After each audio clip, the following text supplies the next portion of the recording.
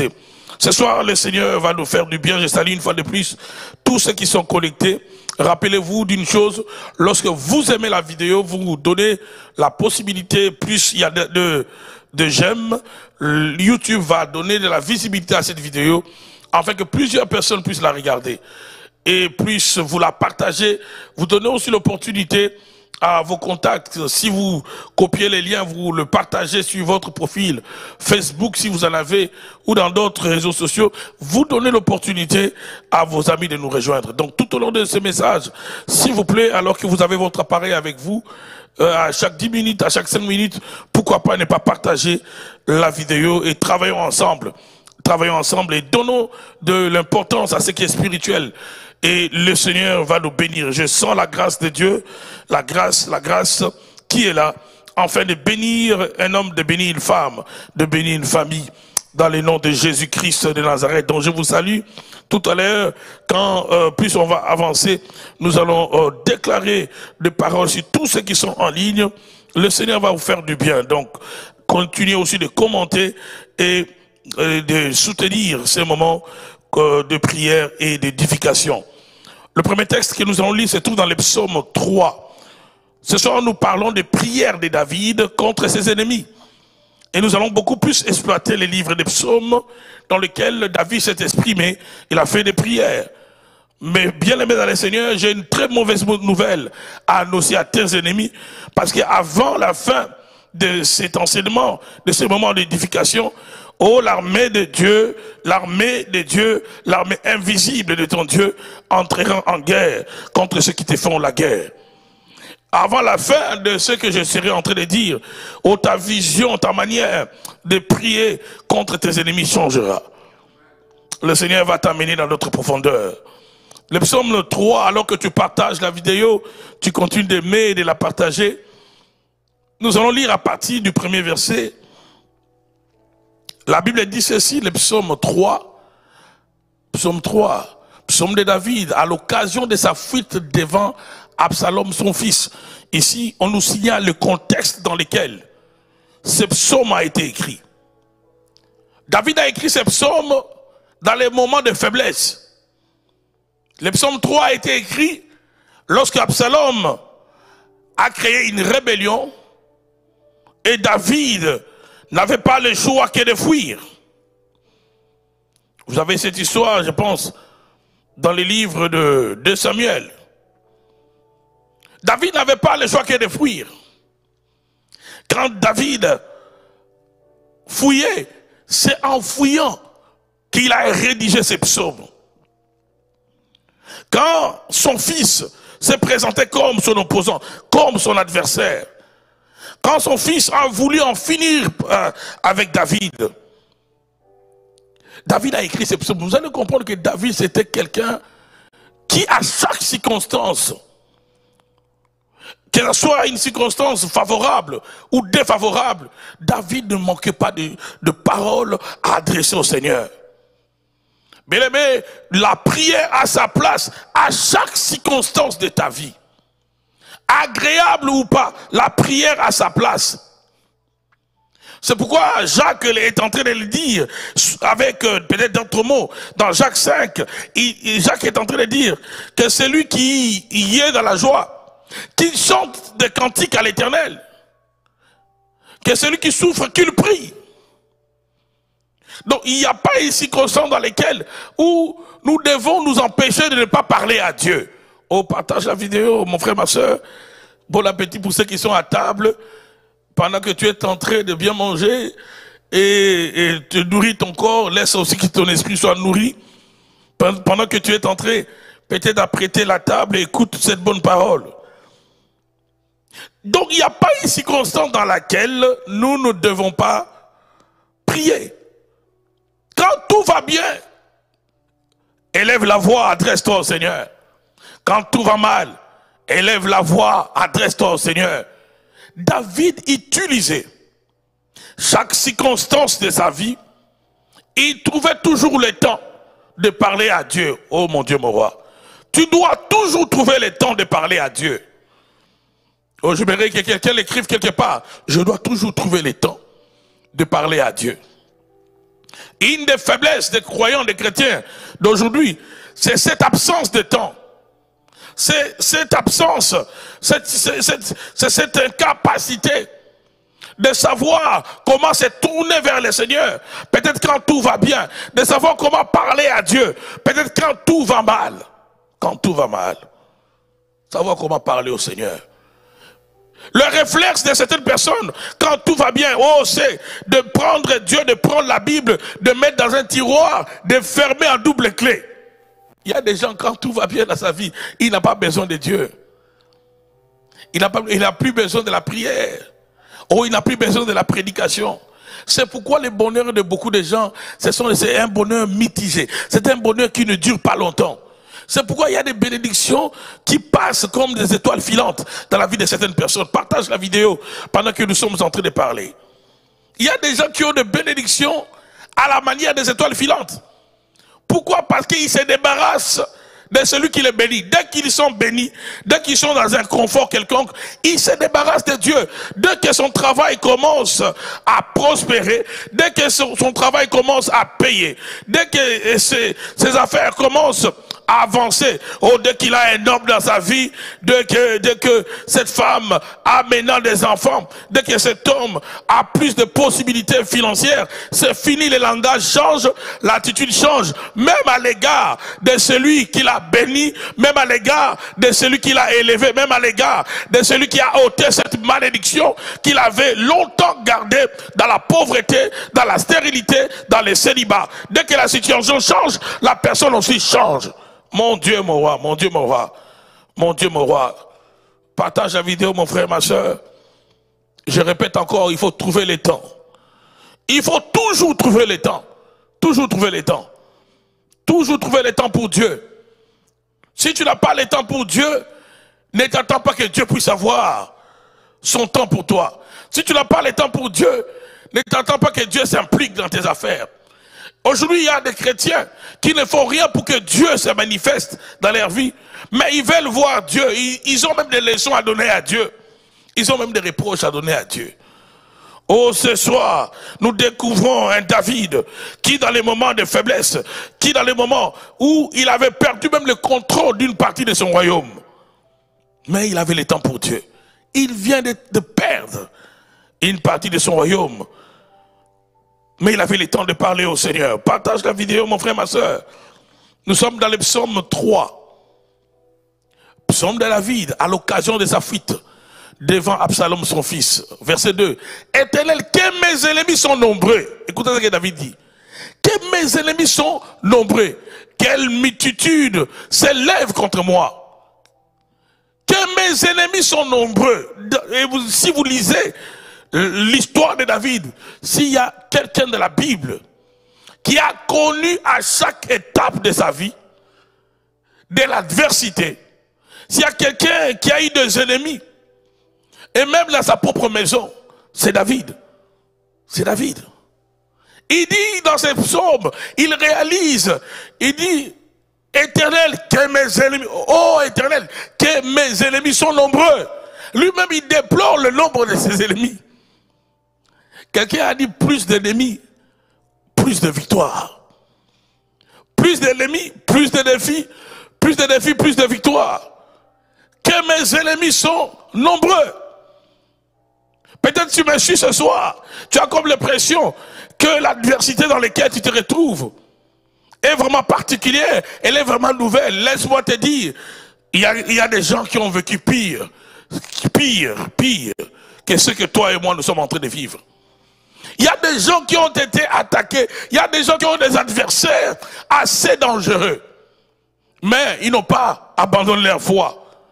David déclare, il dit que mes ennemis sont nombreux.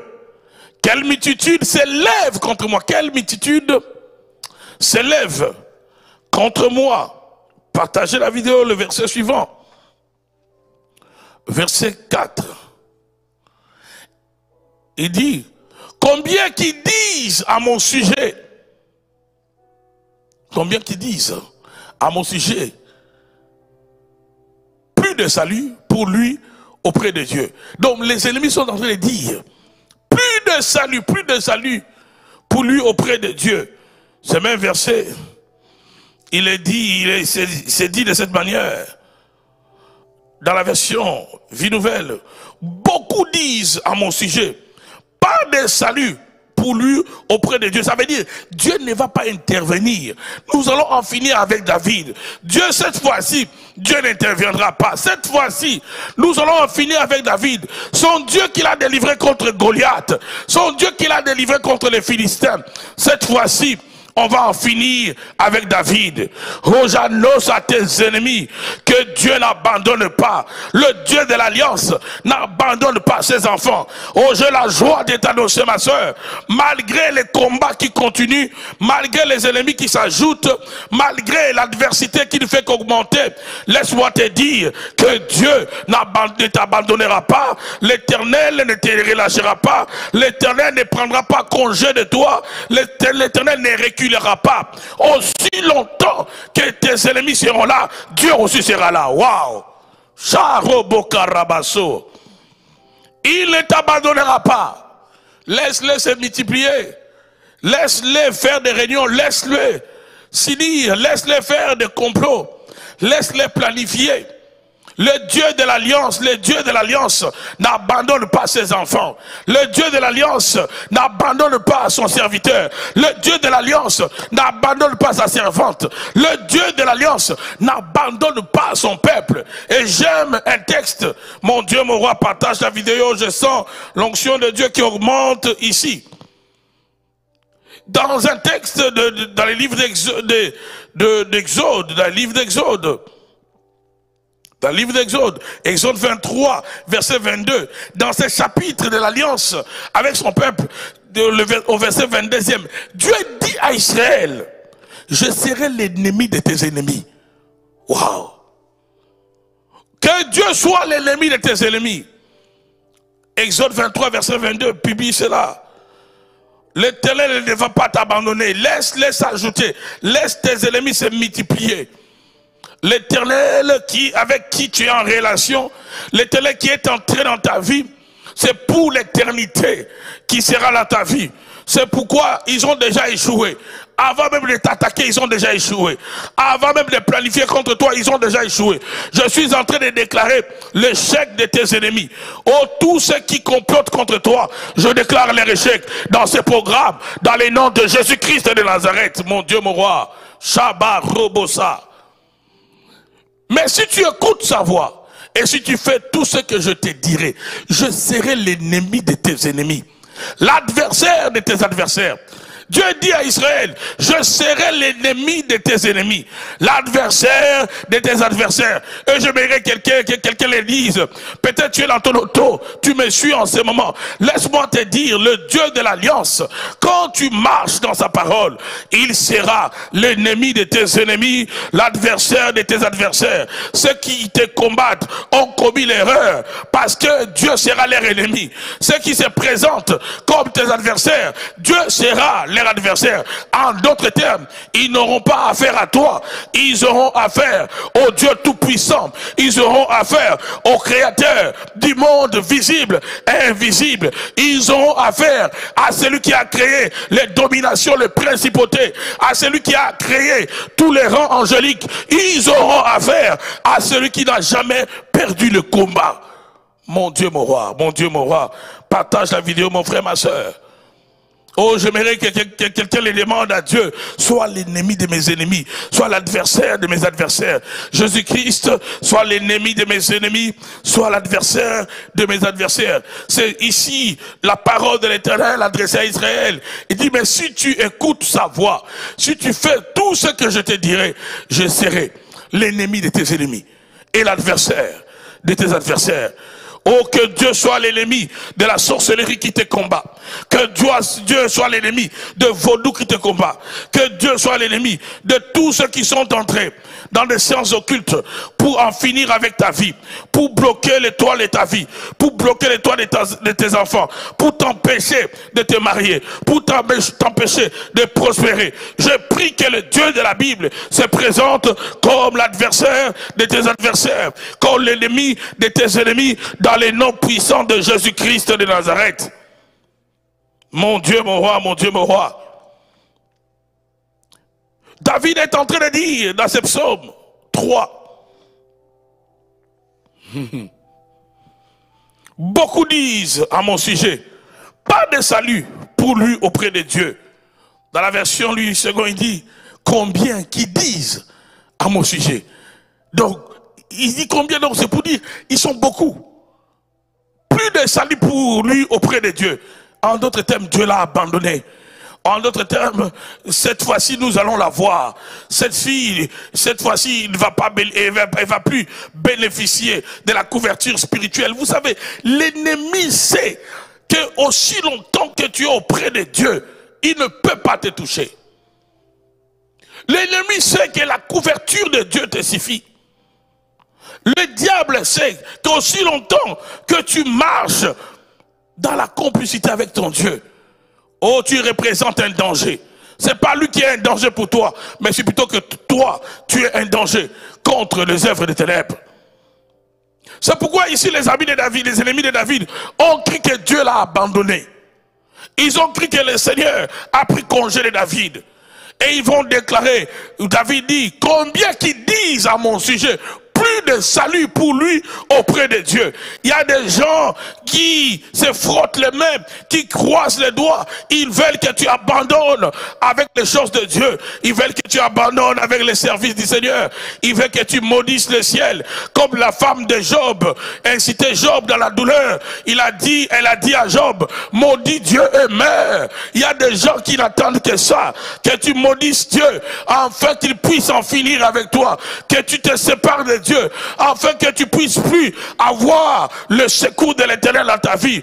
Oh, ils ont commis une erreur, parce que le Dieu de l'Alliance, c'est un Dieu fidèle. Le Dieu de l'Alliance, il n'abandonne pas son peuple, il n'abandonne pas sa fille, il n'abandonne pas son fils, il n'abandonne pas sa famille. Je suis en train d'annoncer que Dieu ne t'abandonnera pas. Que ceux qui pensent que Dieu a pris congé de toi, ils se trompent. L'Éternel est là, et au moment opportun, la situation va changer, la situation va changer de coloration. Celui qui t'oppresse sera oppressé, celui qui te poursuit sera poursuivi dans le nom de Jésus-Christ de Nazareth.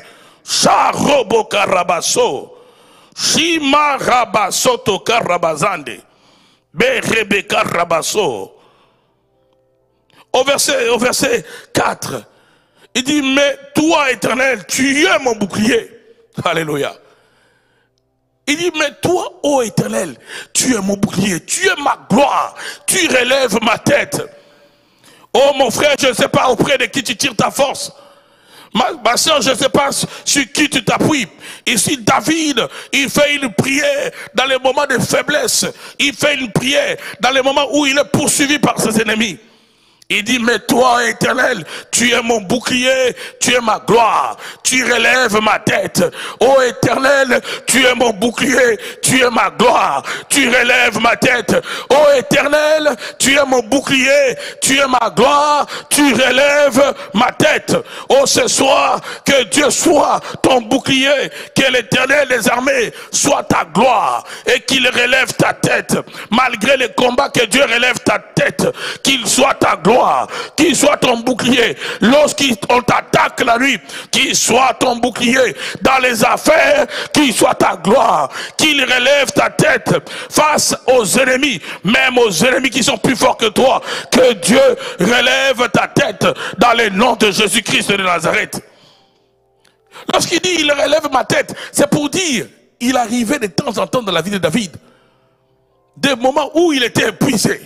L'épuisement arrive. Il arrivait dans la vie de David des moments où il était abattu.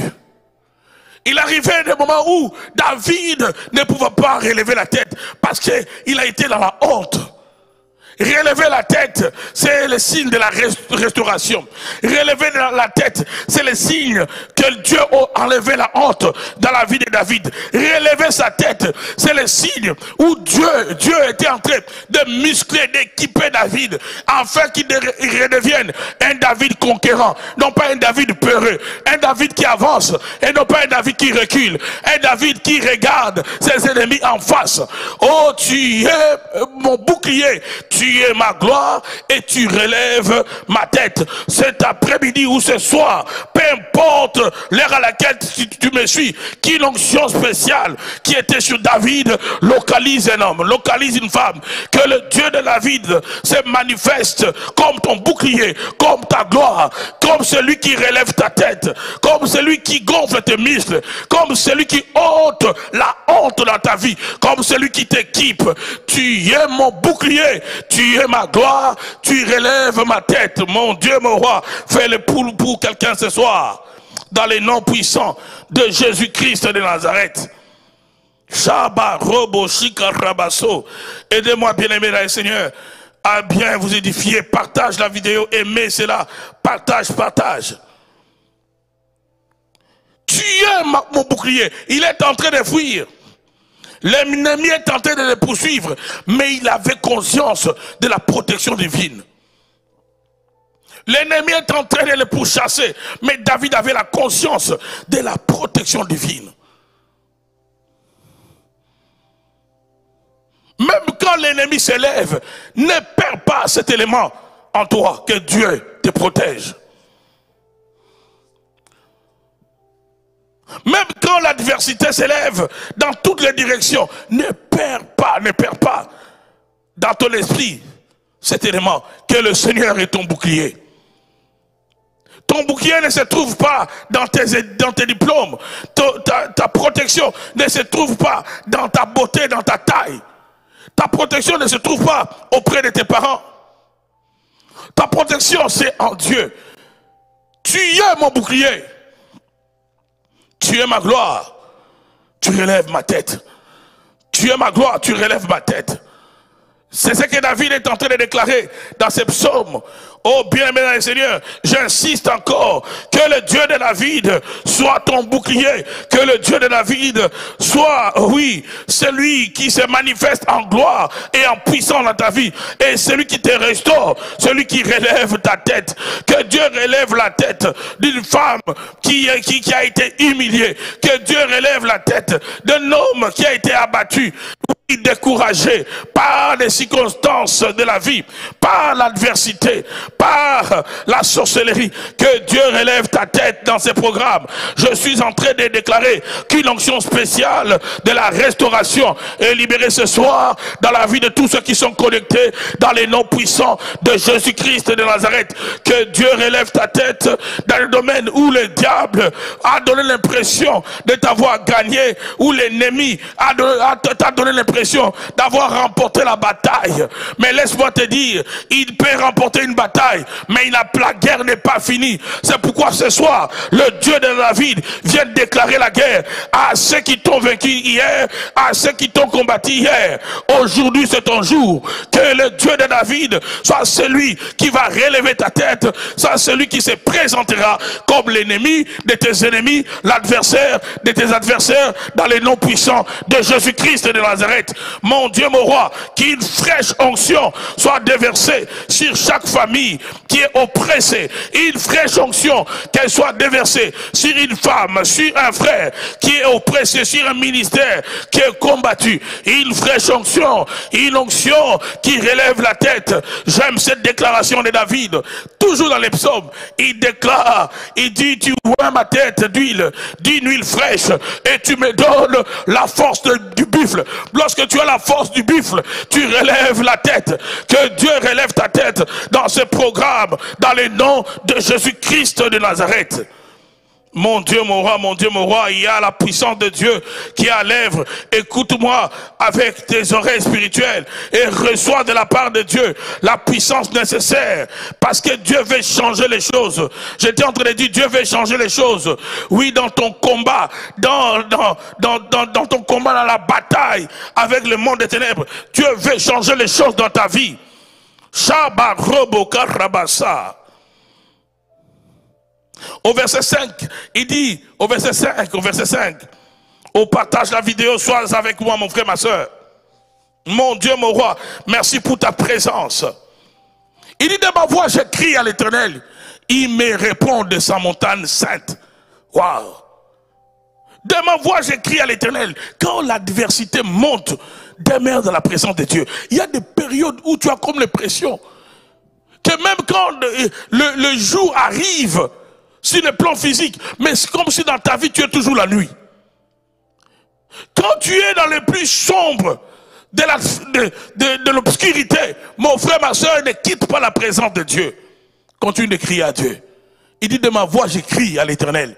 Il y a des moments où on ne doit plus parler naturellement à Dieu. On doit faire des prières simples. On doit faire des prières plein, n'est-ce pas, où on respecte tellement la grammaire, on respecte l'orthographe. Il y a des prières où on commence à rugir. Il y a des prières qu'on est en train de faire à cause de la douleur, de l'adversité, à cause de l'oppression de l'ennemi, où on s'exprime par des cris. Il y a une dimension de prière où ton langage que tu sortiras, ça sera par des cris. Il y aura que Dieu qui peut déchiffrer ce que tes cris seront en train de dire. Il y aura que Dieu qui pourra comprendre ce que ces cris que tu pousseras va vouloir dire.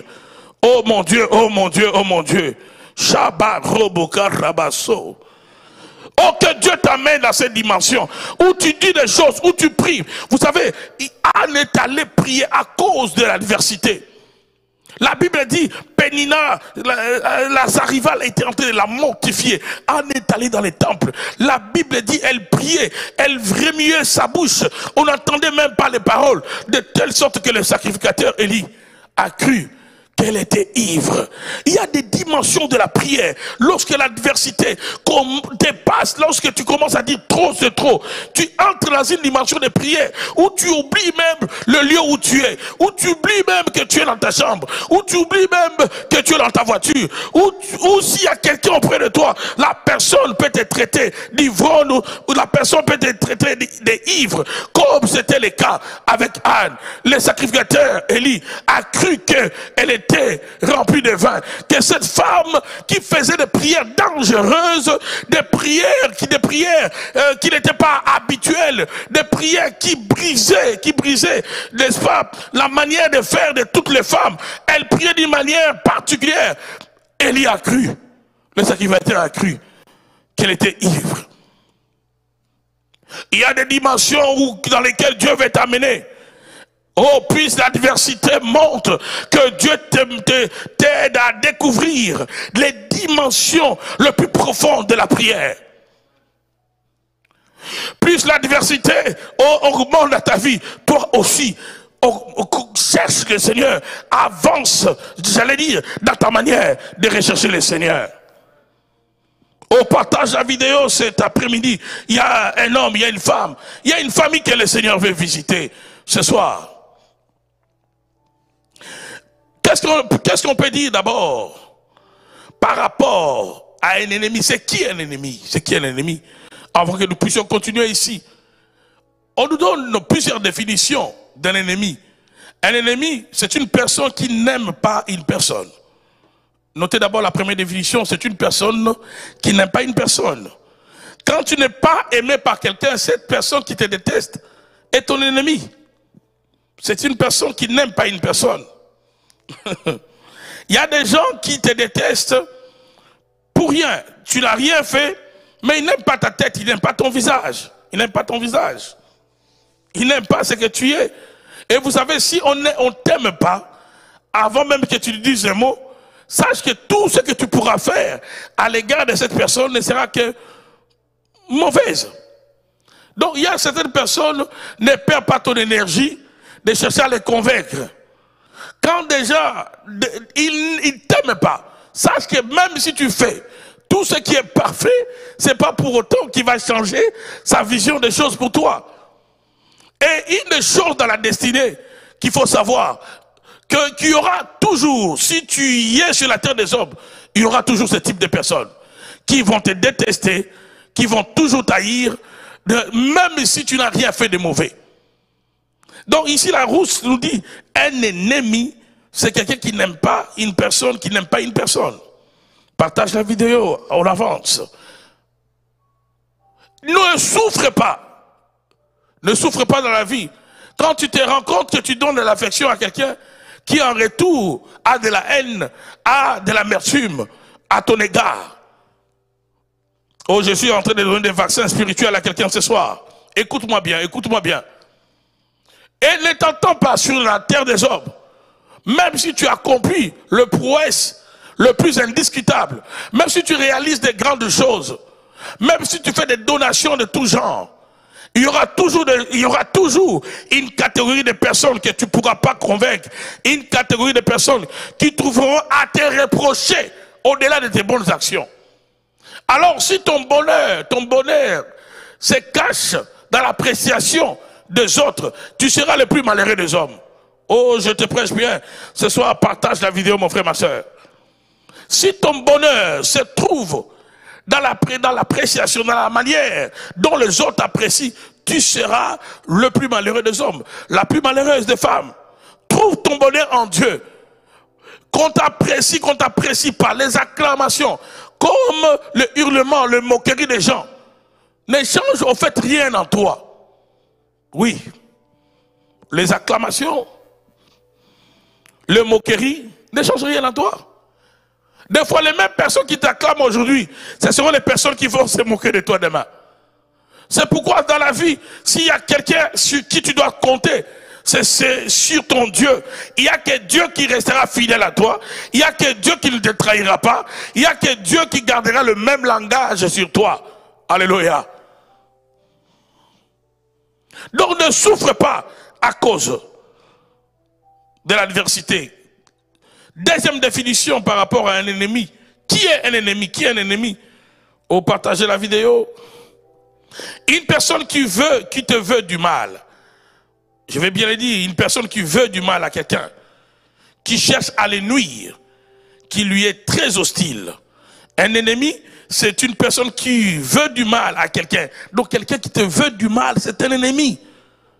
Quelqu'un qui veut que tu meurs. Pourquoi il veut que tu meurs?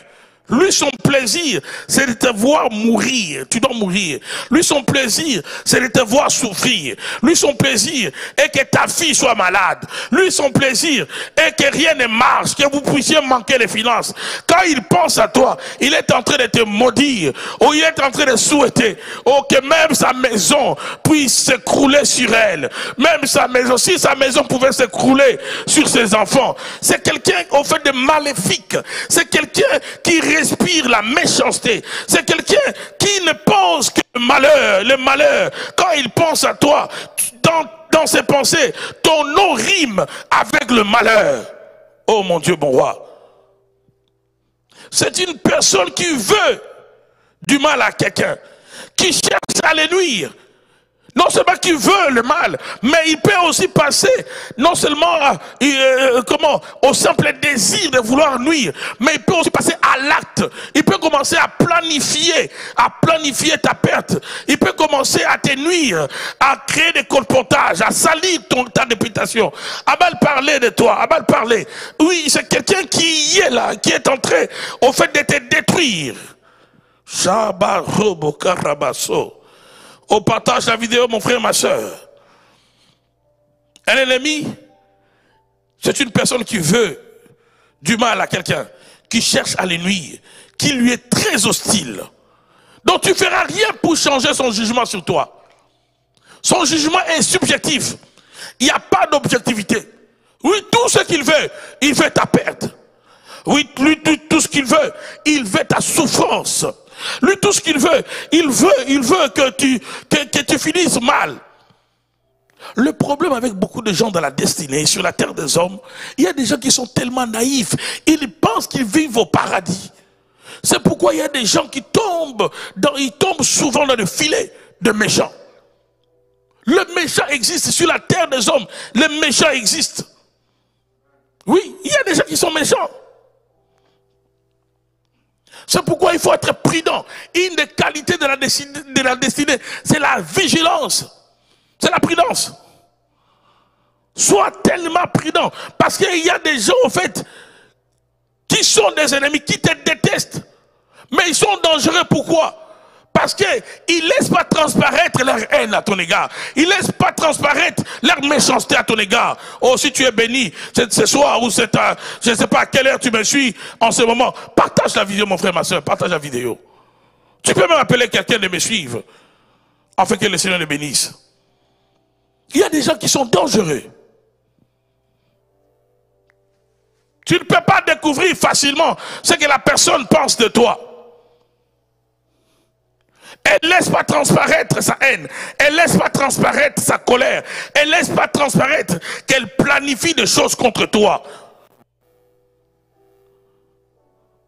Quelqu'un a dit, vaut mieux un ennemi que tu connais, plutôt qu'un ami qui s'est fait passer, un ennemi, pardon, qui s'est fait passer pour un ami. Oui. C'est pourquoi, mes frères et sœurs, en tant qu'enfant de Dieu, en tant qu'enfant de Dieu, il faut rester dans la présence du Seigneur. Parce que le Seigneur, le Dieu des révélations, il dit dans Jérémie 33, le verset 3, invoque-moi, je te répondrai. Je t'annoncerai des choses cachées, des choses que tu ne connais pas. Des fois, Dieu prend plaisir à démasquer nos ennemis. L'avantage avec David, c'est que le Seigneur, dans le parcours de David, Dieu faisait tomber le masque de ses ennemis. Des fois, dans sa propre maison, comme c'était le cas d'Absalom, Dieu a fait tomber le masque.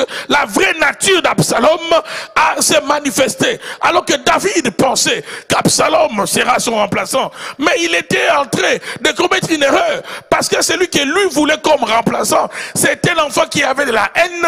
C'était l'enfant qui voulait tuer son père. C'était l'enfant qui voulait faire du mal à son père. Des fois, il y a des gens qui sont autour de nous. Des fois, nous avons le même sang. Mais quand tu les scannes avec les lunettes de l'esprit, quand tu les scannes avec les scanners spirituels, tu sauras si réellement ce sont des frères, si réellement ce sont des sœurs, si réellement ce sont des amis.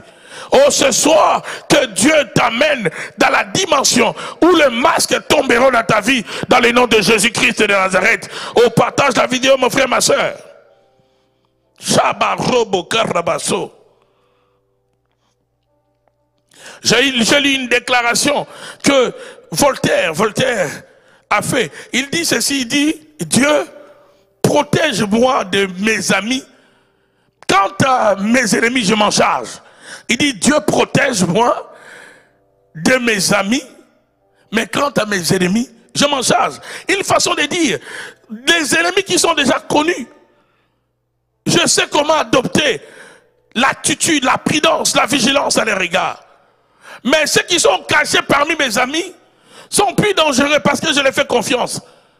Sont plus dangereux parce qu'ils me fréquentent. Sont plus dangereux parce que je vais manger chez eux. Sont plus dangereux parce qu'ils peuvent offrir quelque chose à ma femme, à mon mari, à mes enfants. Sont plus dangereux parce qu'ils peuvent y mettre du poison. Sont plus dangereux parce qu'ils peuvent me livrer mes secrets. Sont plus dangereux alors que je me confie à eux. Oh, que Dieu fasse tomber les masques ce soir, dans le nom de Jésus-Christ de Nazareth. Qu'est-ce que nous pouvons encore retenir dans la définition d'un ennemi? Nous avons dit dans la deuxième définition, c'est une personne qui veut du mal à quelqu'un, qui cherche à lui nuire, qui lui est très, très hostile. Une troisième définition sur un ennemi, c'est quelqu'un qui présente un danger. Quelqu'un qui présente quoi? Un danger. Il y a des gens qui présentent un danger. Il y a des gens qui présentent un danger. Il faut les gérer à distance. La Bible n'a pas dit soyez les amis de tout le monde. Oh, ce soir, si tu es béni, partage la vidéo.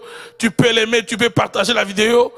Et ceux qui sont spirituellement avertis, tu peux prier pendant que je parle, que l'onction de Dieu continue à couler, afin que plusieurs soient bénis dans le nom de Jésus. Quelqu'un qui présente un danger, il y a des gens qu'il faut gérer à distance. Ils présentent un danger. La Bible n'a pas dit, soyez les amis de tout le monde, jamais. La Bible a dit, soyez, si cela ne dépend que de vous, soyez en paix avec tout le monde. Si cela ne dépend que de vous, oh, cela ne dépend pas que de nous. C'est pourquoi il y a des gens, même si tu fais n'importe comment, tu vas toujours te retrouver dans un conflit quelque part. La Bible dit, si cela ne dépend que de vous, je peux être en paix avec quelqu'un, mais je le gère à distance. Tu peux être en paix avec quelqu'un, mais tu gères la personne comment? En distance. Il y a des gens, dès que le Seigneur a démasqué la nature de cette personne, mon frère, quand tu sais que la personne est dangereuse auprès de toi, ne joue pas avec le feu. Si les lions de Daniel ne l'avaient pas bouffé, toi peut-être tes lions à toi ne te laisseront pas en vie. Ne prends pas l'exemple de Daniel comme un modèle. Oh non, Daniel était dans la fosse au lion. Oui, et puis Daniel n'est pas entré dans la fosse au lion parce qu'il voulait entrer dans la fosse au lion. On l'avait jeté là-bas. Il y a des gens qui eux-mêmes, ils savent qu'ils sont dans un milieu dangereux. Mais toi-même, tu vis comme si tu étais au milieu des agneaux, alors que tu es entouré de lions, alors que tu es entouré de carnivores, tu es entouré de gens dangereux. Oh mon Dieu, mon roi, que Dieu ouvre les yeux à quelqu'un. Tu te confies à n'importe qui. Tu parles de tes projets à n'importe qui. Une des choses qui a créé l'adversité dans la vie de Joseph, c'est son manque de discrétion, son immaturité. Joseph prenait plaisir à dire à ses frères tout ce qu'il rêvait. Déjà, il jouissait de son père. Une affection qui ne se cachait pas. Jacob démontrait à tous ses autres enfants que je préfère Joseph plus que vous tous. Il a fait coudre une tunique de plusieurs couleurs seulement à Joseph. Moi aussi, des fois quand je dis ça, je dis, mais c'est Jacob, comment tu pouvais faire une telle chose? Tu as une douzaine d'enfants, mais tu montres à un seul enfant que c'est toi mon enfant chéri. Au partage de la vidéo, mon frère, ma soeur. Mais au lieu même de se limiter là, déjà l'attitude de son père faisait de lui l'ennemi de ses frères. Mais il ajoute encore, quand il rêvait, au lieu de garder ses rêves, Joseph était en train de dire ses rêves aux personnes qui les détestaient. La Bible même dit qu'une fois qu'il a donné son rêve, ses frères l'ont détesté davantage. Ils l'ont comment détesté davantage. Mettez-moi ce verset. Ils l'ont détesté davantage. Donc lui-même, il est allé attiser l'effet de la haine. Par manque de maturité spirituelle, par manque de discrétion. Oh, partage la vidéo. La Bible dit, Genèse 37, verset 10, partage, publie-moi ça. Il est rencontré à son père et à ses frères. Son père les réprimanda et lui dit, qu'est-ce que signifie ce songe que tu as eu?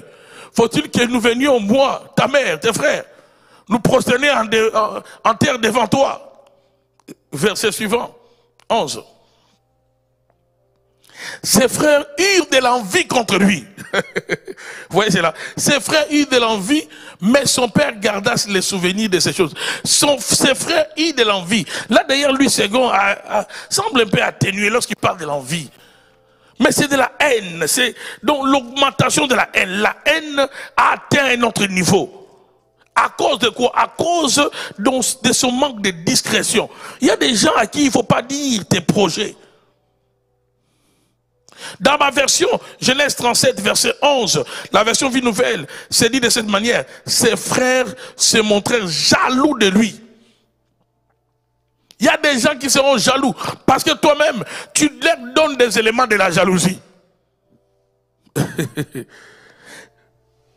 Oh, partage la vidéo si tu es béni ce soir. Que Dieu te donne la sagesse de savoir comment vivre, gérer les gens qui sont dangereux. Combien de personnes décèdent aujourd'hui parce qu'ils ont voulu jouer avec le feu. Ils ont voulu être plus que Jésus. Tu sais que c'est un milieu dangereux. Et tu vas boire, tu vas manger, parce qu'il est écrit qu'ils boiront des breuvages mortels. Et cela ne leur fera pas de mal. Et te voilà, tu bois, tu te retrouves avec le poison. Et même ce qui est triste, même dans le milieu des enfants de Dieu, le poison, on empoisonne, même au milieu des hommes de Dieu. C'est ridicule. Comment on peut être un enfant de Dieu, serviteur de Dieu? Tu arrives jusqu'au point d'empoisonner ton frère, de planifier sa mort. Et tu es aussi tranquille, parce que toi, tu ne mourras pas. Il y a des gens qui sont dangereux. Quand quelqu'un est dangereux, tu sais que la personne, elle est dangereuse. Ne meurs pas à cause de la honte. Il te donne quelque chose à manger. Je ne mangerai pas. Sur la terre, tu n'as pas de vie. Oui, tu vas aller au ciel, mais pourquoi aller au ciel avant ton temps? Ne meurs pas à cause de la honte. Oh non, si je n'avais pas bu, il allait croire. Même si tu buvais, il va toujours t'haïr. Il y a des gens qui te présentent quelque chose, que tu boives, que tu ne boives pas, que tu manges, que tu ne manges pas, il t'haïra. Mon frère, ma soeur, on comprend la sagesse. Protège-toi. Il y a des choses que Dieu fera pour toi en termes de protection. Mais il y a une protection que Dieu attend que toi-même, que tu puisses assumer. Dieu a dit à Joseph et à Marie, prenez l'enfant Jésus, allez-y vous cacher en Égypte. Où était l'armée des anges? N'est-ce pas que les anges sont descendus quand Jésus était né? Mais Dieu dit à Joseph, allez vous cacher parce que Hérode veut faire du mal à l'enfant. Il y a des méchants, il y a des Hérodes quelque part. Il y a des Hérodes. Combien des enfants qui sont nés en bonne santé, qui sont nés sans aucun problème. Mais à cause que le père, à cause que la mère ne comprennent pas le monde des esprits, ils ne comprennent pas que les sorciers, ils aiment les enfants qui viennent fraîchement de naître. Le sorcier aime les enfants. La plupart, il faut faire très attention, surtout quand tu es dans la maternité.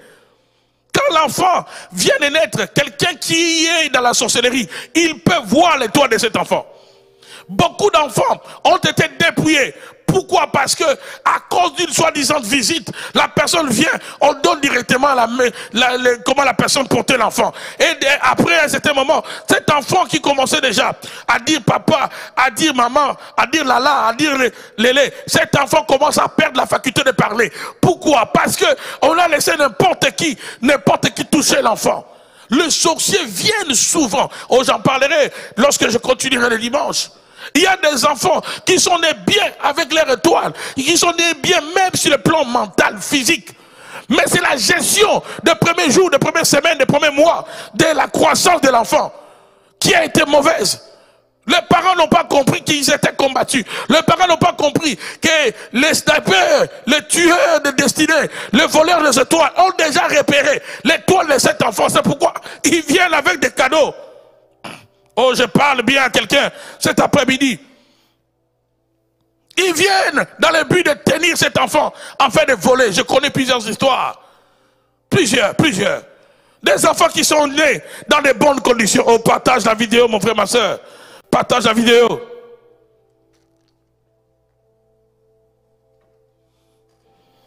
Des enfants qui sont nés dans de bonnes conditions. Aucun problème sur le plan de langage. Aucun problème. Mais l'enfant se retrouve, après une visite, l'enfant se retrouve avec des problèmes. L'enfant se retrouve, une régression commence à se manifester. Parce que beaucoup de parents ne comprennent pas qu'il existe des méchants. Le mot méchant est dans la Bible. Il existe des méchants, mon frère. Il y a des gens pour te nuire. Au lieu de pour te faire mal, ils vont faire mal à cet être qui est fragile. C'est pourquoi, ma soeur, n'aie pas honte. Quand tu ne veux pas que quelqu'un touche ton enfant, n'aie pas honte de le dire. Dis-le poliment, c'est ton enfant. C'est ton enfant.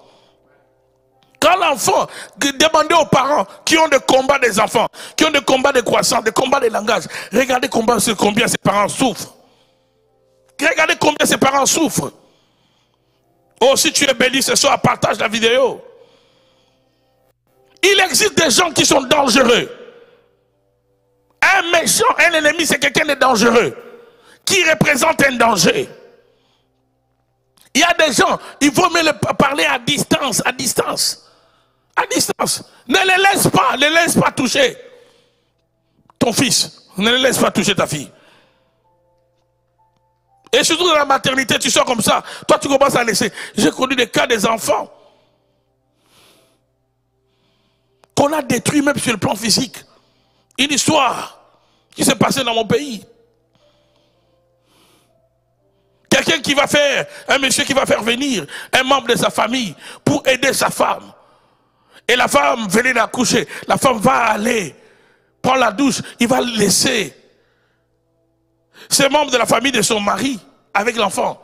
Et cette personne va prendre quelque chose de physique. Il va mettre dans le biberon de l'enfant. Et quand l'enfant va boire, la maman va écouter l'enfant en train de crier. La maman va ressortir. La maman va voir que l'enfant, l'état de l'enfant n'était plus la même. Même sur le plan physique. On devait menacer la personne pour qu'elle dise la vérité. elle va avouer que ma mission était de venir détruire cet enfant. Ma mission était de venir détruire cet enfant. Il existe des personnes qui ont un mauvais cœur. Il existe des gens qui sont dangereux. Il existe des méchants. Je suis en train d'aider quelqu'un à comprendre qu'il existe des méchants. Si tu penses que tu es au paradis, tu te trompes. Sur la terre des hommes, il existe des méchants. Si d'ailleurs il y en a près de toi, ils peuvent te le dire. On n'aime pas ce que cet homme-là est en train de dire, mais il dit la vérité. Ils peuvent te le dire. Combien de gens souffrent? C'est parce qu'ils n'ont pas su comment gérer les rapports avec de méchants. Ils n'ont pas su gérer les rapports, les relations. Ils ont voulu être plus bons que Dieu. Combien sont morts? Combien sont morts? Parce qu'ils ont cru que c'est ça l'évangile. Oh non, quand on te donne à manger, ne refuse pas. Combien se sont retrouvés possédés par des esprits humains?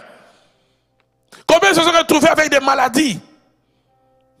Parce qu'ils n'ont pas su gérer les personnes dangereuses. Il existe des personnes dangereuses. Un ennemi, d'après la troisième définition qu'on nous donne, même par la rousse, c'est quelqu'un qui représente un danger.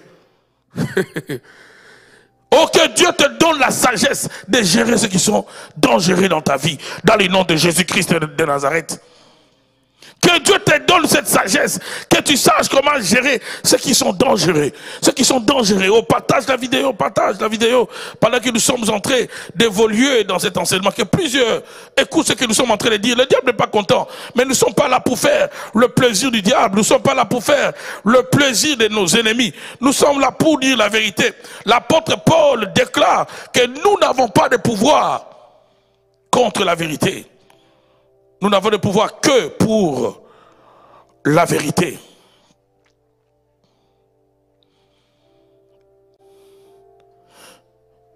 Dans ce mouvement de définition, nous avons déjà donné 3 ou 4. On définit aussi un ennemi.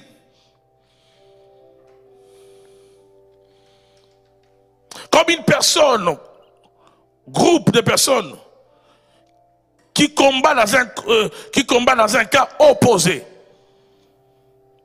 Et même en particulier en temps de guerre. Personne ou groupe de personnes qui combat dans un cas opposé. Donc, dans la définition d'un ennemi, un ennemi c'est aussi celui qui te combat. Un ennemi, c'est celui qui te combat. Un ennemi te combat. Il veut t'empêcher d'avancer. Il te combat parce qu'il veut ta perte. Il te combat parce qu'il veut ta destruction. Il te combat parce qu'il veut te ralentir. Il te combat parce qu'il te voit, tu avances. Il te combat. Dans la racine de ce mot ennemi, il y a aussi la notion du combat. Il y a des ennemis qui ne se limitent pas seulement à souhaiter le mal contre toi, à souhaiter ta destruction, à souhaiter ta perte. Il y a des ennemis qui vont plus loin que ça, qui vont jusqu'au point de te combattre. Ils sont prêts à utiliser tous leurs moyens. Ils peuvent te combattre par les mensonges. Ils peuvent te combattre sur le plan physique. Ils peuvent aussi te combattre sur le plan spirituel. Et ici, nous parlons plus sur le plan spirituel. Ils peuvent recourir à des maléfices. Ils peuvent recourir à la sorcellerie, aux pratiques occultes, pour que toi pour que le pire t'arrive. Il y a un ennemi d'Israël, le roi de Madian, qui est allé recruter un devin Balaam, afin que celui-ci vienne, dans Nombre 22, maudire Israël. Il y a des gens qui sont capables d'aller dormir au cimetière. S'il sait que c'est le prix à payer pour que toi tu meurs, s'il sait que c'est le prix à payer pour que le malheur arrive dans ta vie, il est prêt à aller le faire. Ils sont prêts à le faire. Il y a des gens qui ont un zèle terrible dans les sentiments de haine et de jalousie. Mon frère, ma soeur, tu ne sais pas toujours jusqu'à quel point tes ennemis sont dangereux. C'est pourquoi ce soir que Dieu t'accorde les lunettes spirituelles afin que tu saches comment gérer certains ennemis. Il y a des ennemis, tu lui donnes une occasion. Oh, une seule occasion, pas deux. Il l'exploite et tu vas regretter.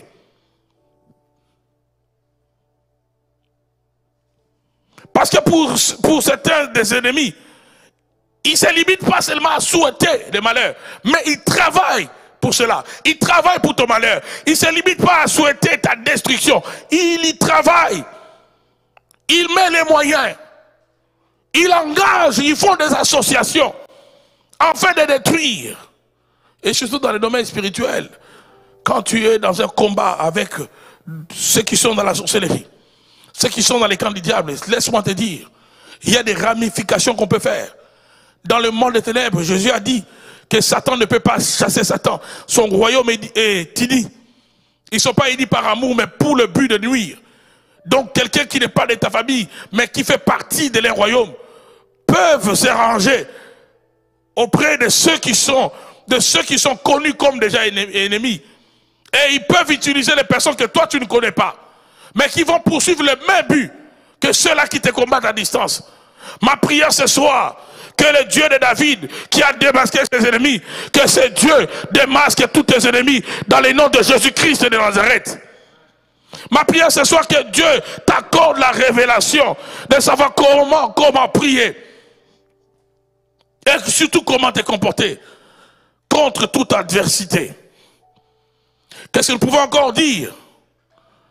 À la lumière de ce que nous venons de donner comme définition. Notez bien ceci. Tout le monde ne sera pas d'accord avec toi, même si tu fais tout ce qui est parfait. Ça, je l'ai dit. Deuxièmement, il y a des gens qui t'haïssent parce qu'ils pensent en avoir les raisons. Or, nulle part, la haine, la jalousie n'est justifiée dans la Bible. Il y a des gens qui t'haïssent, ils pensent qu'ils ont des raisons de t'haïr. Il y a des gens qui te traiteront d'orgueilleux, même si tu es le plus humble de la terre. C'est pourquoi quelqu'un qui développe la haine, quelqu'un qui développe la jalousie, ta jalousie te fait ressembler au diable. Un enfant de Dieu, quand tu commences à développer la haine, même quand quelqu'un fait ce qui est mal, ne développe pas la haine. Il y a des gens qui sont jaloux de toi parce qu'ils connaissent ton potentiel. Ils connaissent ce que Dieu a mis en toi. Ils se présentent comme tes ennemis parce qu'ils détestent tout ce que toi tu es, tout ce que toi tu fais. C'est parce qu'ils se sentent inférieurs peut-être. C'est parce qu'ils ont comme l'impression que toi tu évolues mieux que eux. Des fois ton succès peut être à la base de la haine des autres, de la jalousie des autres. C'est pourquoi il faut être prudent. Aujourd'hui, avec le phénomène des réseaux sociaux, il y a des gens qui ne cachent rien. Vous savez, il y a des choses dans la vie, même quand Dieu te bénit, ne sois pas toujours du genre à tout exposer. Le Seigneur Jésus, après la transfiguration, il a dit à Pierre, à Jean et à Jacques, ne le dites pas aux autres, attendez quand je serai parti. Et quand je lis souvent cette histoire, ça me fait rire. Parce que certainement, il y aurait des disciples qui allaient dire à Jésus, pourquoi tu as choisi seulement les trois? Afin qu'ils voient Moïse, qu'ils voient Élie, et nous autres, tu nous as laissés. Il va dire à Pierre, Jean et Jacques, vous parlerez aux autres quand moi je serai déjà parti. Oh, j'aimerais que le Seigneur t'amène dans la vraie spiritualité, à grandir spirituellement. Il y a des choses, même quand Dieu te l'accorde, même quand Dieu commence à bénir tes finances, il y a des choses qu'il ne faut pas laisser transparaître. Que Dieu t'accorde la sagesse, de vie, de savoir gérer certains succès. Il y a certains succès, il y a certaines bénédictions que tu ne peux pas cacher parce que Dieu lui-même les fait ouvertement. Là, là aussi Dieu s'en chargera pour te protéger. Mais quand Dieu te donne dans le secret et que Dieu te demande de vivre dans la discrétion, vivre dans la discrétion, ça va t'éviter beaucoup de combats. En fait, il y a des combats qu'on peut diminuer parce qu'on sait vivre dans la discrétion.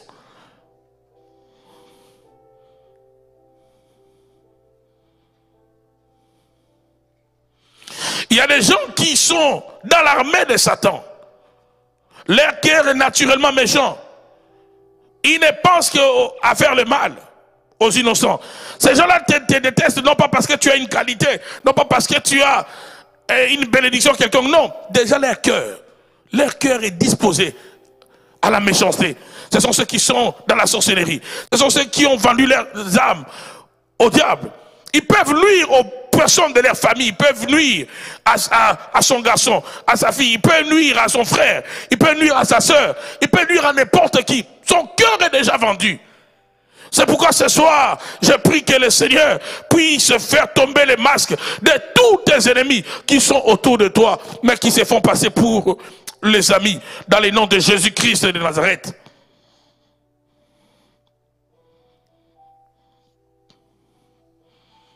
Il y a des ennemis qui peuvent naître aussi à cause de la grâce qui est sur nous. De la grâce et de l'onction. David avait beaucoup de grâce, mais sa grâce et l'onction qu'il a reçue à 3 reprises a suscité aussi beaucoup de combats. Mais ce que j'aime avec David, David savait comment prier le Seigneur. Et nous sommes en train de voir dans cet enseignement comment David parlait à Dieu, comment David savait puiser dans sa relation avec Dieu, afin de faire intervenir Dieu lorsque les ennemis s'élevaient dans sa vie. Lisons par exemple le psaume 44, le verset 5 au verset 8e.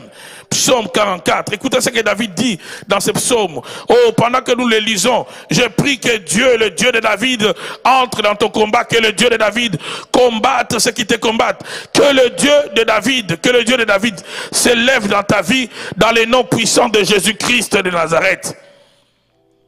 Psaume 44, versets 5 à 8. Un psaume merveilleux. Écoutez ce que David déclare. Il dit, avec toi, nous renversons nos ennemis. Qu'est-ce que nous faisons? Nous renversons nos ennemis. Avec ton nom, nous écrasons nos adversaires. David était conscient de l'apport de Dieu dans sa confrontation avec ses ennemis. Il dit à Dieu, avec toi, nous renversons nos ennemis. Avec ton nom, nous écrasons nos adversaires. Verset 6. Car ce n'est pas à mon arc que je me confie.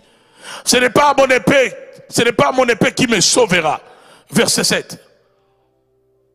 Mais c'est toi qui nous délivres de nos ennemis et qui confond ceux qui nous haïssent, oh mon Dieu.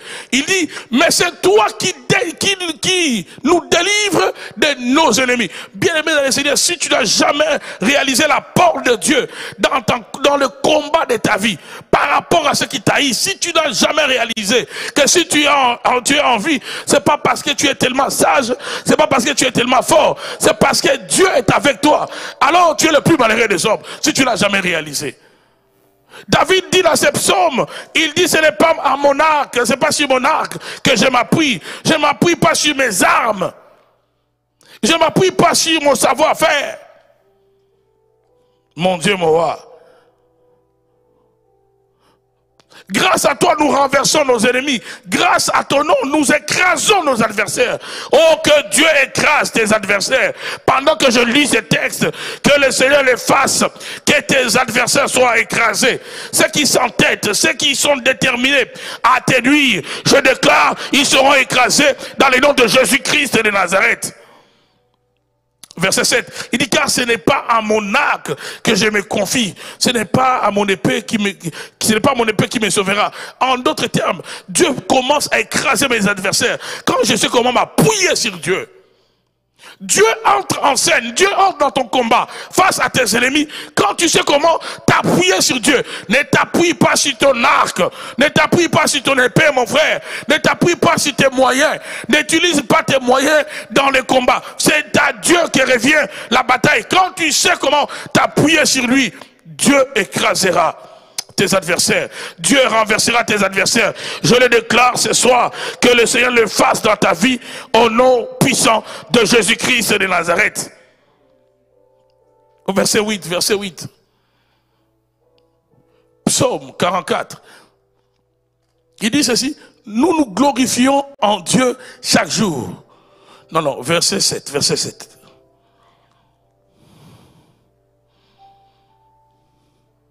Mais c'est toi qui nous délivres de nos ennemis et qui confonds ceux qui nous haïssent. C'est toi qui délivres, qui nous délivre de nos ennemis. Dans ma version on dit qui fait rougir de honte ceux qui nous détestent. Qui fait rougir de honte Donc Dieu peut s'occuper de tes ennemis. Dieu les fait rougir de honte. Je l'ai pris pour quelqu'un. Que Dieu s'occupe de tes ennemis. C'est pourquoi il ne faut pas utiliser les mêmes armes que ceux qui te combattent. Ils ont la haine, toi aussi tu as la haine. Non, non, non, non, non. Tu ne peux pas battre le porc dans la boue. Des fois, les ennemis peuvent vouloir t'attirer dans les terrains de la haine, afin que tu les ressembles. Non, ne les ressemble pas.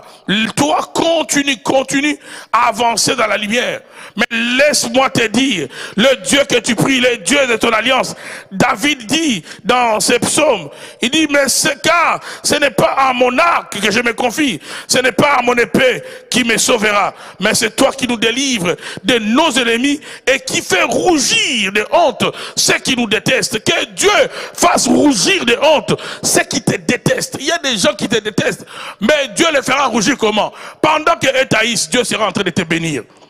Pendant qu'elles souhaitent le malheur, Dieu sera en train de te protéger. Pendant qu'ils seront en train de lancer des flèches contre le fruit de tes entrailles, Dieu sera en train de bénir tes enfants. Dans les noms puissants de Jésus-Christ et de Nazareth.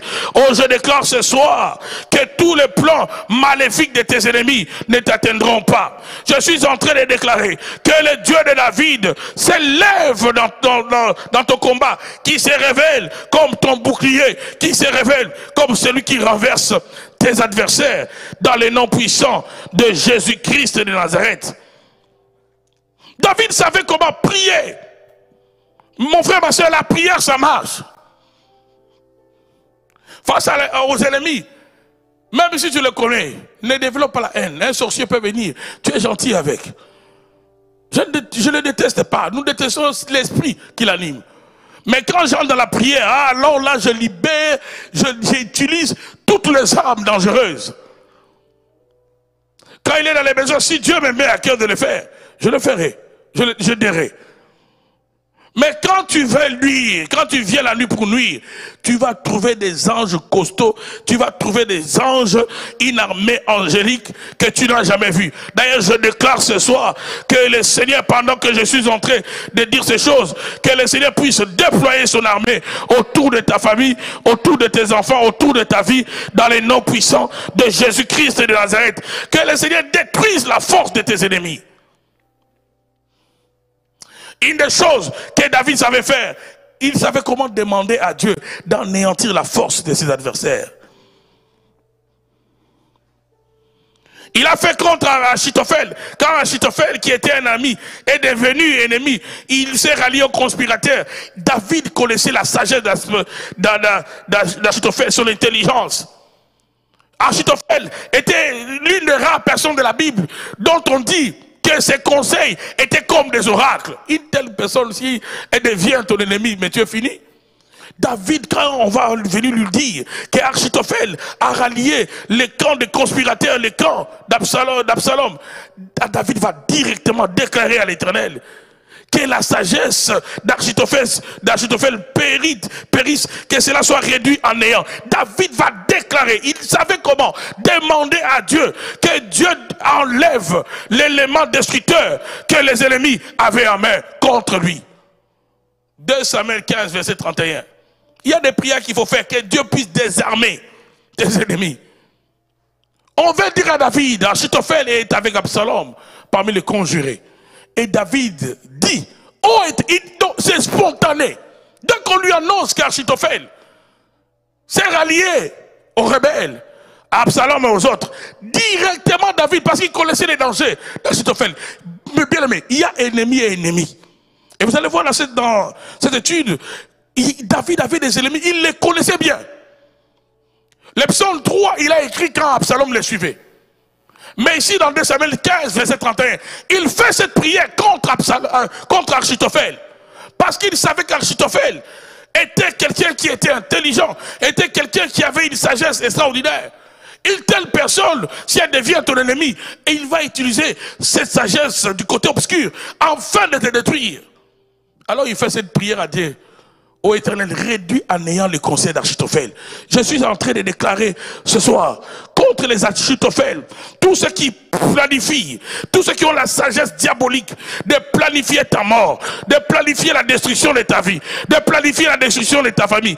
Que Dieu réduise en néant leurs plans, que Dieu réduise en néant leurs conseils dans le nom de Jésus-Christ de Nazareth, dans les noms puissants de Jésus-Christ de Nazareth. Que Dieu réduise en néant le conseil des Achitophel de ta vie, au nom puissant de Jésus-Christ de Nazareth. Il savait comment prier afin que le Seigneur détruise l'arme fatale qui détenait ses ennemis dans le psaume 58 du verset 7 au verset 11. Écoutez ce que David va dire ici dans sa prière à Dieu. Oh Dieu, brise-leur les dents dans la bouche. Éternel, arrache le mâchoire des lionceaux. Ici, il est en train de comparer ses ennemis aux animaux dangereux. Il dit, brise-leur les dents dans leur bouche. Ça veut dire que tout ce qui fait leur force de nuisance, ce qui leur donne la capacité de me nuire, ce qui donne leur force, la capacité de détruire ma vie, de détruire ma famille, Seigneur, détruis cela. Oh, que le Seigneur puisse désarmer tes ennemis. Brise-leur les dents dans la bouche. Éternel, arrache le mâchoire de lionceau. Verset suivant. Qui se dissipent comme des eaux qui s'écoulent. Qui ne lancent que des traits émoussés. Donc ici, il dit même que les flèches de leurs ennemis ne puissent produire aucun effet. C'est exactement ce que Ésaïe 54 déclare, que toute arme forgée contre toi sera comment? Sans effet. Donc dans la prière de David, il savait comment demander à Dieu que les attaques de mes ennemis deviennent comme des chiffons. Des flèches qui lancent contre moi. Désarme cela, désarme les armes que les ennemis utilisent pour me détruire, pour détruire ma famille. Pendant que je déclare ces choses, que le Seigneur les fasse pour toi qui m'écoutes, dans le nom de Jésus-Christ de Nazareth. Verset suivant. Qu'ils périssent en se fondant comme un limaçon, sans voir le soleil, comme l'avorton d'une femme, comme l'avorton. Donc il dit que ses ennemis périssent comme un nouveau-né, comme un enfant avorté. Donc avant même qu'ils réalisent leurs projets maléfiques contre toi, que la ruine les atteigne dans le nom de Jésus. Verset 9. Avant que vos chaudières sentent l'épine, verte ou enflammée, le tourbillon l'emportera. Continuons, 10. Le juste sera dans la joie, à la vue de la vengeance. Il baignera ses pieds dans le sang des méchants. En d'autres termes, ce que les méchants voulaient faire de moi, Dieu, tu vas les retourner leur mal. Il dit, le juste sera dans la joie, à la vue de la vengeance. Il baignera ses pieds dans le sang des méchants. En d'autres termes, ce n'est pas ton sang qui va couler. Ceux qui ont voulu faire couler ton sang, c'est leur sang qui coulera.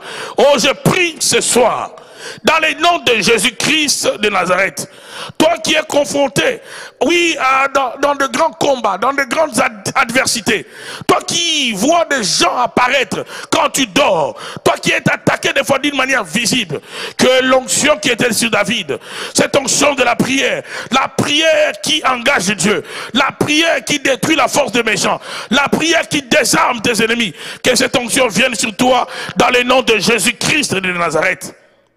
Que le Seigneur se manifeste comme le Dieu de David, qui soit réellement ton bouclier, qui soit réellement ta force, qui soit ta gloire et qu'il relève ta tête. Que le Seigneur puisse briser les dents des méchants. Que le Seigneur puisse arracher les mâchoires de lionceaux. Que tous ceux qui se présentent comme ennemis dangereux, que le Seigneur s'en occupe ce soir dans le nom de Jésus-Christ de Nazareth. Que Dieu attaque ceux qui t'attaquent. Dans ce psaume 35, David fait cette prière. Il demande à Dieu d'attaquer ceux qui l'attaquent. Il dit, Seigneur, attaque ceux qui m'attaquent. Accuse ceux qui m'accusent. Il dit au Seigneur, empare-toi des petits et des grands boucliers. Lève-toi pour me secourir. Il demande à Dieu de se présenter comme un guerrier qui défend sa cause. Brandis ta lance et ton javelot contre mes persécuteurs. Brandis ta lance contre mes ennemis. Que le Seigneur le fasse ce soir. Au nom de Jésus-Christ de Nazareth. Oh, je déclare que la grâce, que l'onction qui était sur David, oh, que cette onction soit sur toi, dans les combats, dans les batailles de ta vie. Peu importe le nombre de tes ennemis, je déclare que tu sortiras victorieux de tous tes ennemis. Je suis en train de déclarer que Dieu te donnera la victoire. Aussi longtemps que tu resteras dans sa présence, il te donnera la victoire. Dans les psaumes 18, que nous allons exploiter demain, au verset 18e, David dit, il m'a délivré de mon adversaire puissant, de mes ennemis qui étaient plus forts que moi. Dans notre rapport, dans notre combat, il y a des ennemis qui sont plus forts que nous. Mais aussi longtemps que nous restons dans la présence du Seigneur, comme David le déclare dans ce psaume 18, le verset 18e, Dieu est celui qui va te délivrer des adversaires qui sont puissants, des ennemis qui sont plus forts que toi. Donc les ennemis, tous les ennemis n'ont pas le même niveau. C'est pourquoi il faut avoir la révélation. Il y a des ennemis qui sont puissants. Il y a des ennemis qui sont des fois plus puissants que toi. Mais parce que tu es avec Dieu, la délivrance est certaine. Il me délivra de mon adversaire puissant, de mes ennemis qui étaient plus forts que moi. Oh, je déclare que le psaume 18, 17, dans la version Louis II, s'accomplisse dans ta vie, dans le nom de Jésus-Christ de Nazareth. Que Dieu te délivre de tes adversaires. Ceux qui sont puissants, même ceux qui sont plus forts que toi. Parce que tu es avec l'Éternel, aucun de tes ennemis n'aura raison de toi. Parce que tu es dans sa présence. Oh, parce que tu restes dans la prière.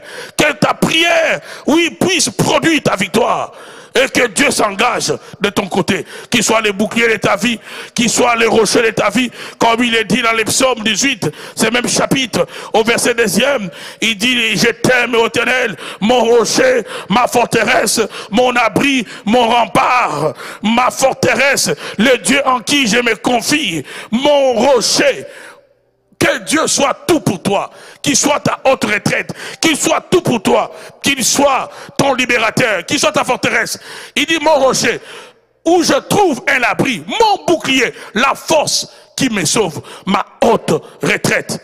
Qu'il le soit pour toi, qu'il se révèle comme il s'est révélé dans l'adversité de David, dans le nom de Jésus. À tous ceux qui me suivent ce soir, que Dieu vous bénisse. Demain, nous allons entrer encore en profondeur dans ce que nous sommes en train de dire. Mais si tu es béni ce soir, je t'inviterai à t'abonner. Si tu t'es jamais abonné au compte YouTube du Centre Montagne Sainte, allez-y au bas de l'écran, abonnez-vous massivement, cliquez sur abonnez-vous et sur la cloche de notification. Cliquez sur abonnez-vous et également sur la cloche de notification, afin d'être alerté dès que nous allons commencer, n'est-ce pas, notre rencontre demain soir. Donc, faites abonner les membres de vos familles. Il y a quelqu'un qui doit écouter ce message. Tu peux prendre la vidéo, envoie cela à ton frère, à ta soeur, à ton ami qui traverse des moments difficiles. Envoie cette vidéo. Abonnez-vous massivement. Demain, nous allons en creuser encore profondément sur ce thème, sur les prières de David. Oh, tes ennemis auront des problèmes. Je sais qu'il y a une femme, il y a un homme que le Seigneur vient d'équiper ce soir. D'équiper par cet enseignement. Que le Seigneur vous bénisse abondamment, que Dieu bénisse également ceux qui soutiennent le Centre Montagne Sainte avec leurs dons, leur libéralité, avec leurs dîmes. Que Dieu vous bénisse. Je bénis l'œuvre de vos mains. Je prie que la grâce de Dieu vous localise. Peu importe là où vous êtes, dans n'importe quelle région du monde. Que Dieu vous bénisse, vous tous qui nous soutenez par la prière et aussi par vos finances. Que Dieu vous bénisse, que le Dieu du Centre Montagne Sainte libère sa faveur sur vos finances, selon qu'il est écrit, il arrose ceux qui arrosent. Que Dieu vous arrose de bénédictions dans les noms puissants de Jésus-Christ de Nazareth. Donc n'oubliez pas que demain nous serons en direct à partir de 17h, le signal sera donné. À 18h, nous allons déjà commencer un moment de louange, d'adoration. Et ensuite, nous allons continuer notre temps de prière sur les prières de David. Oh, que Dieu change ta façon de prier, qu'une onction spéciale, oui, t'attire dans la présence du Seigneur. Peut-être tu n'arrives pas à prier. prends ces psaumes que nous avons exploités ce soir. Que Dieu entraîne ta vie dans le combat, dans la vraie bataille. David le dit d'ailleurs dans un de ses psaumes, que tu exerces mes mains au combat, mes doigts à la bataille. Que le Seigneur le fasse. Que le Seigneur le fasse pour toi, mon frère, ma soeur. Dans les noms de Jésus-Christ de Nazareth. Partagez la vidéo, continuez à vous abonner massivement au compte YouTube du Centre Montagne Sainte. Abonnez-vous, faites abonner les membres de vos familles. Si au moins 15 personnes peuvent le faire aujourd'hui, que le Seigneur bénisse la première jusqu'à la dernière personne qui vont s'abonner au compte YouTube du Centre Montagne Sainte. Je dis au bas de l'écran, cliquez sur abonnez-vous, sur la cloche de notification. Peut-être tu as l'habitude de me suivre, mais tu t'es jamais abonné. Tu peux vérifier en bas si tu t'es jamais abonné. Cliquez sur abonner, juste au bas de votre écran et sur la cloche. Comme ça, vous allez recevoir des notifications dès qu'on sera en direct demain ou après-demain. Que la grâce de Dieu demeure sur vos vies. Comme nous avons fini avec le psaume 18, le verset 2e. Éternel, mon rocher, ma forteresse, mon libérateur, mon Dieu, mon rocher, où je trouve un abri, mon bouclier, la force qui me sauve, ma haute retraite. Que le Seigneur le soit pour vous, que ce psaume 18, verset 2e, devienne un réma, une parole inspirée pour vous qui m'écoutez ce soir, dans le nom de Jésus-Christ de Nazareth. Et je déclare, aucun malheur ne vous arrivera, aucun fléau n'approchera de vos vies. Soyez bénis, que Dieu bénisse tous les frères et sœurs du Centre Montagne Sainte, chrétiens croyants, partout où vous êtes, que le Seigneur vous bénisse, que Dieu bénisse aussi toute l'équipe d'intercession avec laquelle nous avons rendez-vous dans une vingtaine de minutes sur la ligne téléphonique. Que Dieu vous bénisse. Rendez-vous demain à partir de 17h, heure de Montréal. Soyez bénis. Au revoir.